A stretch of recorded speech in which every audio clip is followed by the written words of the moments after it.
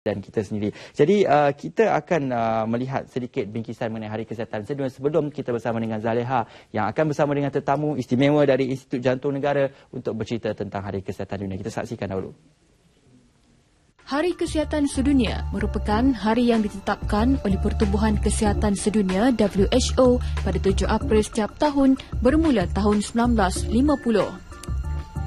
Sambutan ini diadakan bagi menarik minat penduduk dunia menangani isu-isu kesihatan yang perlu diberi perhatian serius. Tahun ini bertemakan keselamatan makanan dari ladang ke meja makan telah dipilih bagi memberi pendedahan kepada masyarakat tentang rantaian keselamatan yang perlu dititik beratkan bermula dari ladang sehinggalah ke meja makan. Kementerian Kesihatan melalui bahagian keselamatan dan kualiti makanan memainkan peranan yang cukup besar bagi memastikan makanan di pasaran adalah selamat. Setiap peringkat tu dia ada kawalan-kawalan tertentu yang perlu kita lihat supaya produk yang akhir nanti dia telah menjadi selamat. Dan kalau katakan kita lihat sekarang ni, setiap produk makanan yang dihasilkan dia bukan daripada satu tempat. Saya bagi contoh pizza. Pizza, dia punya ingredient tu mungkin kita boleh kata 100 lebih negara yang terlibat untuk dapatkan satu keping pizza yang kita rasa berapa sen sangat ataupun yang harganya tidak begitu mahal. Tetapi kalau kita lihat dari mana datangnya bahan mentah dan juga sebagainya, mungkin daripada 100 negara ataupun lebih. Menurut beliau, isu keselamatan makanan perlu diberi perhatian serius kerana makanan yang tidak selamat boleh menyumbang kepada masalah kesihatan yang semakin hari semakin meningkat. Ia bermula dari membeli bahan makanan di pasaran sehinggalah penyediaan makanan di rumah. Malah menjadi tanggungjawab semua untuk sama-sama prihatin bagi mendapatkan makanan yang berkualiti. Kawalan keselamatan makanan ini memerlukan interagensi yang baik, kooperasi yang baik. Maksud dia, kita tidak kata keselamatan makanan ini hanya Kementerian Kesihatan saja bertanggungjawab. Dia agensi-agensi lain juga bertanggungjawab bagi kita mendapatkan hasil ataupun impak yang lebih komprehensif dan juga lebih baik. Konsumer amat penting. Walau bagaimanapun, konsumer ni perlu ada ilmu lah.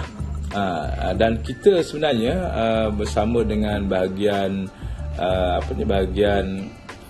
pendidikan kesihatan di Kementerian Kesihatan dan juga kami di bahagian kami ada juga bahagian pendidikan kesihatan menjalankan aktiviti-aktiviti untuk memberi maklumat kepada pengguna berkaitan dengan keselamatan makanan dan sebagainya. Begitu juga kita ada aktiviti dari segi pameran, kita ada aktiviti bersama pengguna, kadang-kadang menggunakan media massa dan sebagainya untuk memaklumkan apakah perkara-perkara yang penting yang pengguna harus tahu. Contohnya macam pelabelan. Kita hendakkan supaya pengguna lebih prihatin berkaitan dengan membaca label.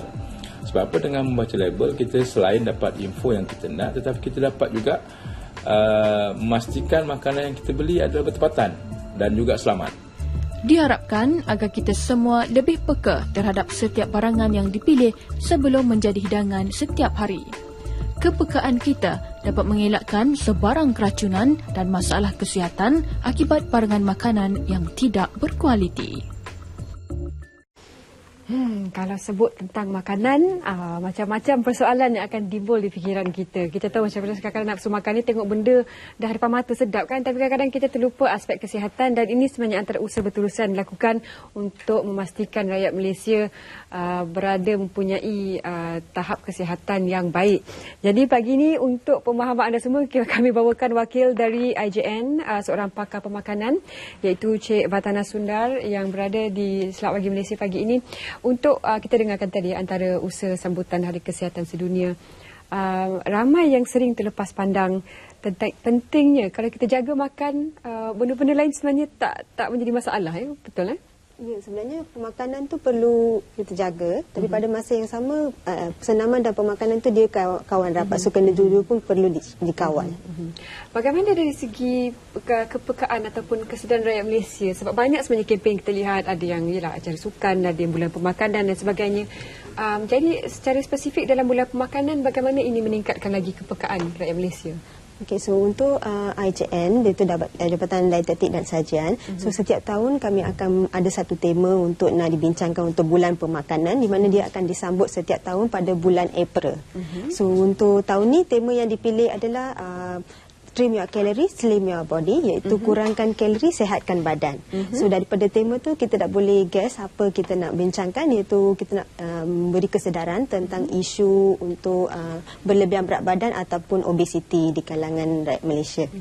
Kita ada satu buku kecil yang bertajuk Urban Health. Slogan yang dikatakan tadi, Trim Your Calories, Slim Your Body, kurangkan kalori dan juga kuruskan, cantikkan badan anda. Bagaimana rakyat Malaysia boleh mendapatkan buku ni?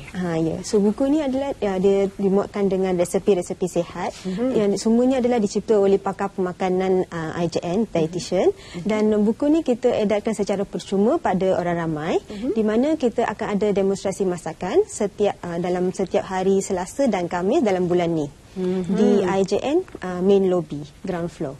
So yang 30 peserta pertama yang datang mendaftar untuk demonstrasi masakan tu akan dapat buku resepi ni secara percuma. Dalam ni bukan saja ada resepi, malah ada soalan-soalan yang sering diajukan berhubung isu menurunkan berat badan.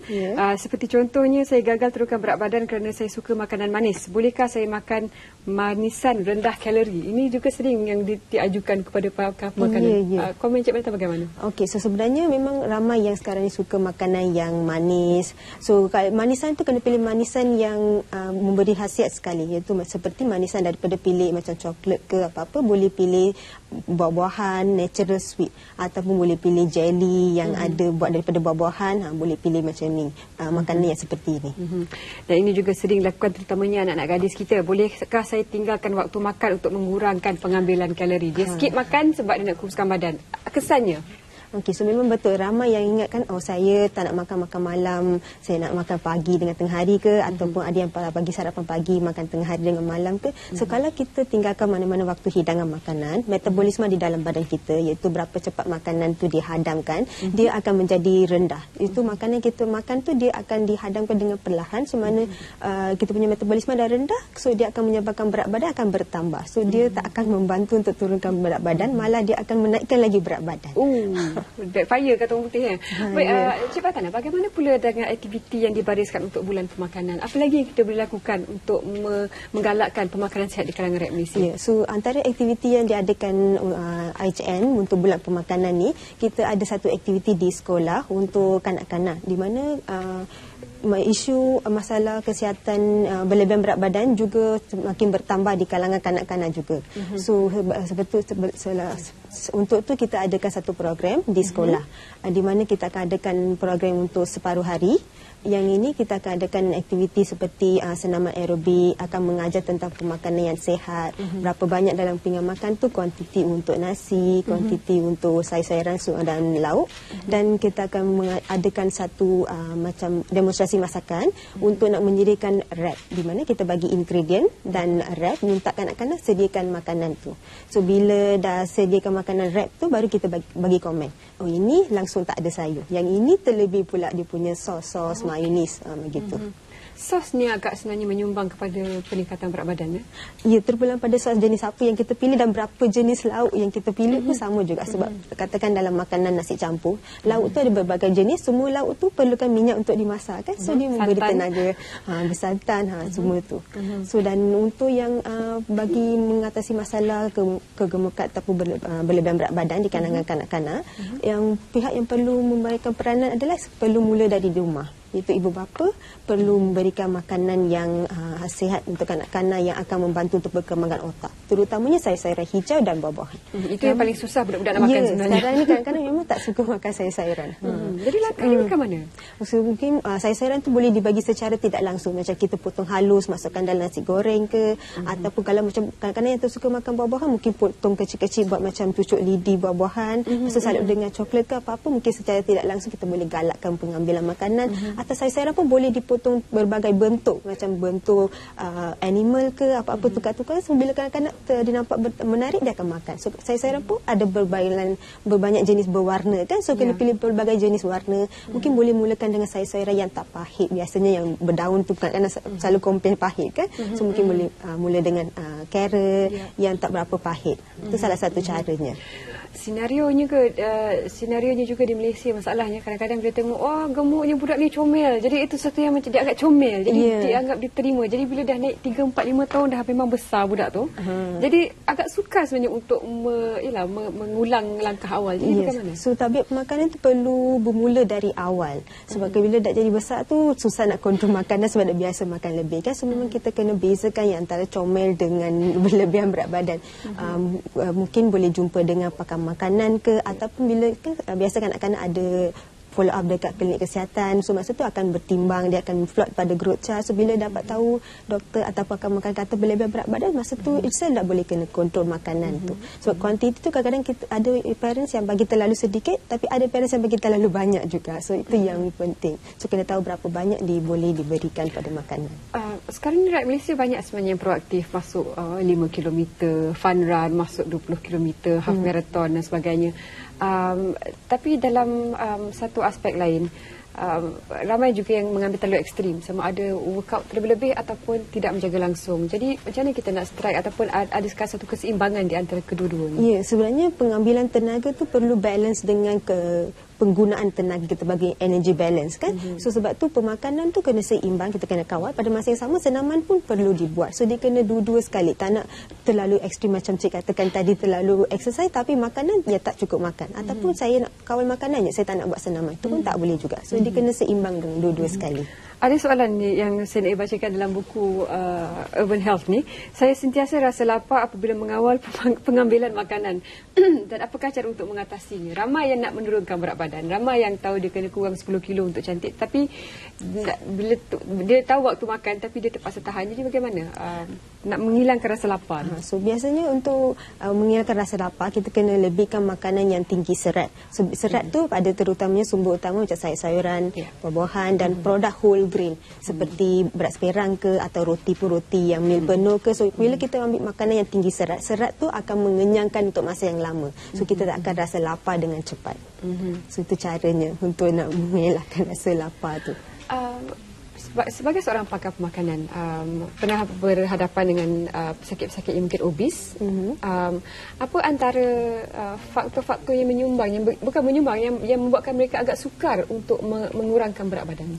Okay, so biasanya sukarnya adalah seperti mungkin dia faktor persekitaran, iaitu availability makanan berhampiran kita ni selalunya banyak. So kita tengok, kalau kita nak katakan makanan tu kita boleh dapat sentiasa di mana-mana saja. So bila dia akan kecenderungan tu dia nak. So first kena ada self motivation, dia kena sendiri nak ada determine nak turunkan berat badan.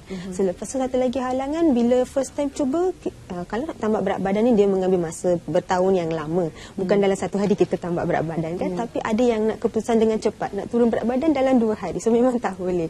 So dia kena ada beransur-ansur. Penurunan berat badan perlu secara sihat dan beransur-ansur. So yang ni yang saya nampak ada halangan, yang barrier yang biasa dikatakan.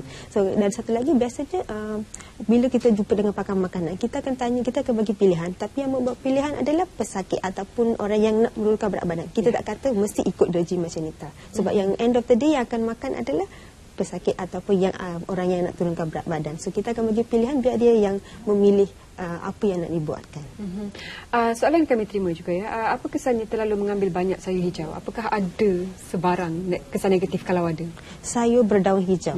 Sebenarnya sayur-sayuran ni tak ada, biasanya dia tinggi dengan vitamin dan juga antioksidan. So kalau ambil secara berlebihan tak ada masalah. Kecuali ada sesetengah kes di mana dia akan makan setengah ubah, dia ada interaksi dengan sayur berdaun hijau. Hanya pada keadaan macam tu, kalau pakar pemakanan diberitahu kawal pengambilan sayur berdaun hijau, pada keadaan macam tu sahaja perlu dikurangkan. Bukan untuk semua orang. So generally semua orang yang sihat boleh ambil lebih, tak ada masalah sayur-sayuran itu. Macam itulah Puan kata tadi, kalau nak menambah berat badan ni lama tempohnya untuk menambah berat badan, tapi nak mengurangkan juga mereka mahukan tempoh yang kurang. Dari segi disiplin, apa antara mungkin tips-tips yang boleh kita berikan kepada mereka yang ingin mengurangkan berat badan tetapi ialah dapat melakukan dengan semudah mungkin? Untuk nak turunkan berat badannya, so yang pertama perlu mengelakkan skip makanan hidangan utama macam kita dah bincangkan tadi. Jangan langkau makanan. Okey, so dan bila kita makan tu, katakan dalam pinggan makan nasi tu suku, sayur tu setengah daripada pinggan makan. Kira kena lebihkan sayur-sayuran yang untuk serat supaya kenyang masa yang lama. Dan satu lagi saya boleh fikirkan, biasanya pengambilan minuman bermanis yang menyebabkan dia memberi tenaga kalori tapi dia tak banyak nutrien pada badan. So minuman manis ni yang kita tak nampak, mungkin satu gelas tu banyak kalori yang kita dapat dalam satu hari. Bayangkan kita minum dalam 4-5 gelas minuman manis, so berapa banyak kalori kita dapat daripada tu. So mungkin nak kurangkan minuman yang manis tu sebagai langkah utama. Mungkin satu hari hadkan sekali atau 2 kali saja minum minuman yang manis. Kalau yalah, ada warga masyarakat yang pergi ke IJN dan ingin bertemu dengan pakar pemakanan, apakah ada jadual pemakanan yang boleh disarankan kepada mereka untuk mereka ikut? Okey, so sebab setiap individu adalah berlainan, so kita tak akan bagi satu spesifik jadual untuk semua orang. So kita akan bincang dengan mereka, kita akan tanya apa makanan yang biasa dimakan.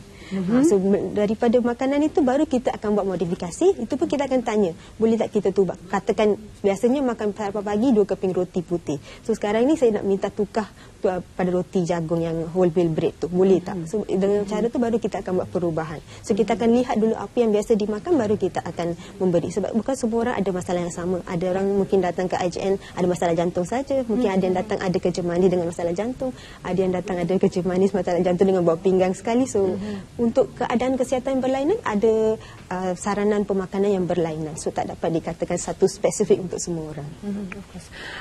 Dan bila dikeluarkan buku sebegini, Menari di Atas Imbangan Tenaga, sebelah mana anda berada?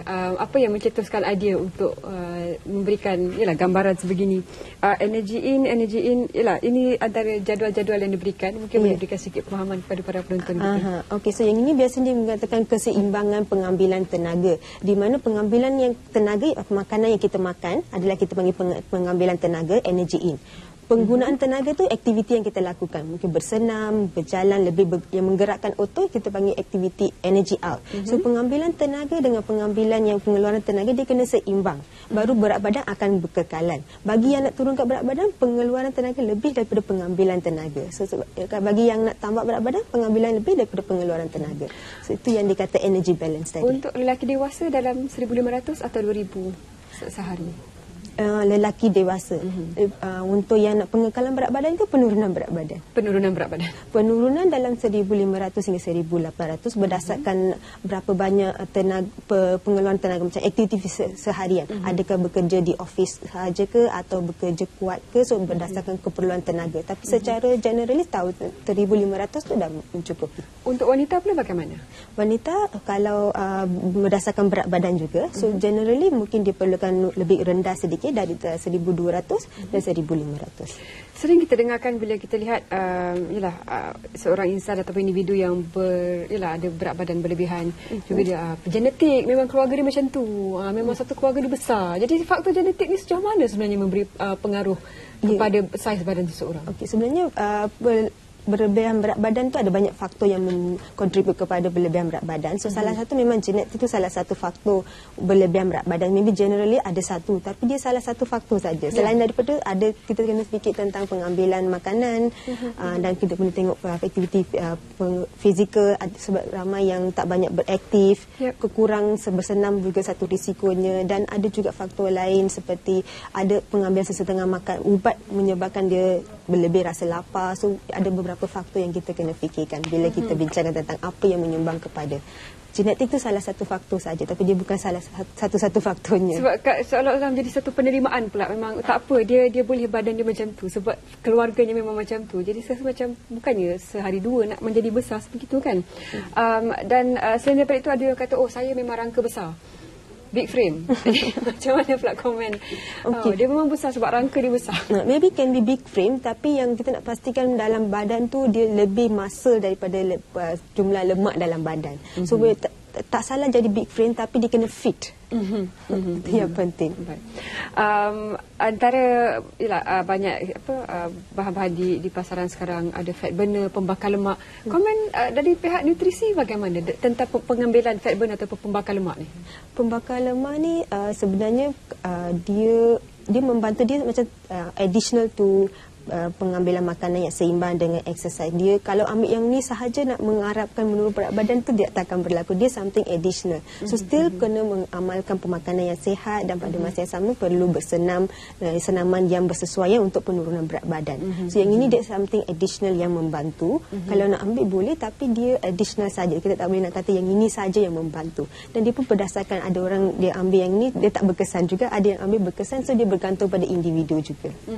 Dalam situasi seorang itu tercedera, ada kecederaan sukan dan sebagainya, tak boleh exercise selama 6 bulan, tak boleh exercise selama 7 bulan, bagaimana untuk memastikan walaupun dia tidak bersenam, pemakanan dia masih tidak memberi faktor kepada penambahan berat badan sebab lama tak exercise kan? Jadi dari pihak pakar nutrisi bagaimana? Okey, so bila ada tercedera, dia tak dapat nak buat senaman macam biasa, seperti biasa, tapi akan dirujuk pada fisioterapis, di mana fisioterapis akan memberi pergerakan yang akan membantu untuk somehow rather dia akan bersenam juga, dia akan menggerakkan otot. So dia dengan sebab kalau asyik kita duduk di satu macam bed bound, dia akan menyebabkan otot-otot akan susut dalam badan. So dia memang diperlukan pergerakan juga. So mungkin pergerakannya restricted, tapi ada juga pergerakan. So dari segi makanan mungkin keperluan tenaganya akan lebih rendah daripada orang yang aktif, berjalan, bersukan. So keperluan tenaga akan berkurangan juga. No excuses. Tak ada alasan. Baik, betul. Jadi untuk sambutan Hari Pemakanan, di mana lokasinya dan berapa hari akan berlangsung? Okey, so yang ini kita panggil Bulan Pemakanan IJN. Dia adakan untuk sepanjang bulan April 2015. Memang setiap tahun kita akan menyambut Bulan Pemakanan. So selain daripada kita baru adakan upacara perasmian Bulan Pemakanan pada minggu lepas, pada 2 hari bulan 4. So diadakan di IJN Main Lobby.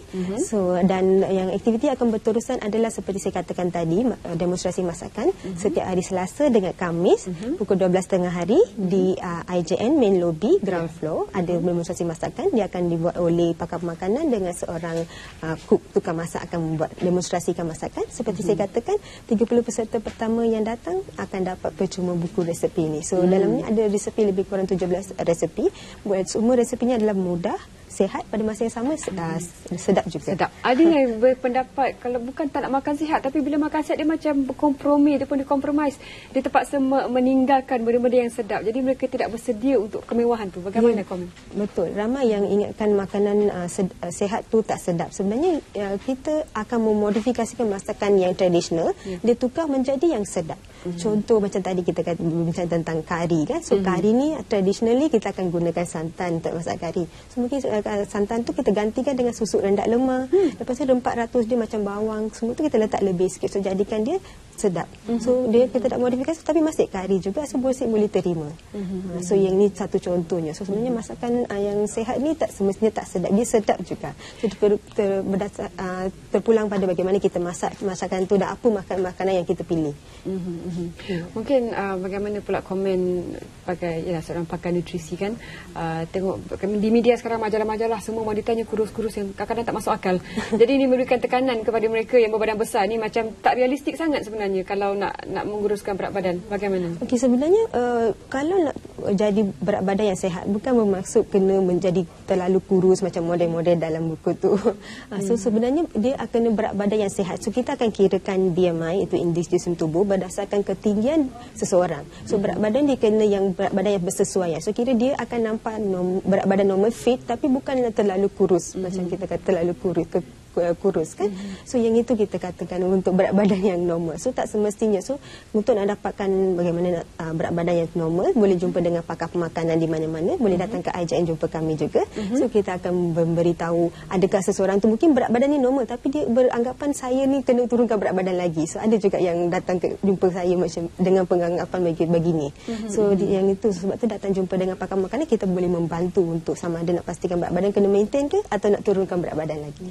Untuk sambutan bulan sepanjang April ni, mereka datang ke IJN boleh bertemu dengan mana-mana pakar pemakanan? Okey, biasanya memang kita ada klinik, diet klinik setiap hari ada Isnin hingga Jumaat pukul 9 pagi hingga 5 petang. Tapi saya mencadangkan untuk buat temu janji dulu sebelum datang sebab takut nanti kena tunggu lama kan. So kalau dah buat temu janji boleh datang terus jumpa. So untuk buat temu janji tu kena panggil ke IJN, nombor telefonnya 03 2600 6942. 2600 6942 untuk membuat temu janji dengan pakar pemakanan. Ini dekat klinik diet. Untuk tak kisah sama untuk ada anak kecil ataupun warga emas. Tak ada masalah. Untuk dari kanak-kanak sehingga warga emas, kita akan tengok semua jenis pesakit ataupun semua yang ingin datang jumpa dengan kami. Tapi kena datang hati terbuka lah untuk menerima cadangan. Ya, so seperti saya katakan, kita tak akan berkata jangan makan makanan ni, jangan makan makanan itu. Kita akan bagi cadangan, kita akan tanya apa masalahnya, macam contoh turunkan berat badan. Apa barriernya, kenapa tak dapat nak selalunya diet ni failure. So kenapa jadi begitu? So kita akan bagi cadangan dan pemilihannya akan dibuat oleh pesakit ataupun klien kita. Pemilihan di tangan anda. Terima kasih atas kesudian. Rasa macam tak cukup 20 minit cerita tentang makan ni. Okey, apa pun terus dengan Semasa 9. Terima kasih sekali kerana bersama kami. Dan bulan pemakanan selama sebulan di IJN, jangan lupa anda boleh juga hadir untuk mendapatkan lebih banyak tips bukan saja untuk kesihatan anda, keluarga, malah juga di peringkat masyarakat dan juga negara secara keseluruhannya.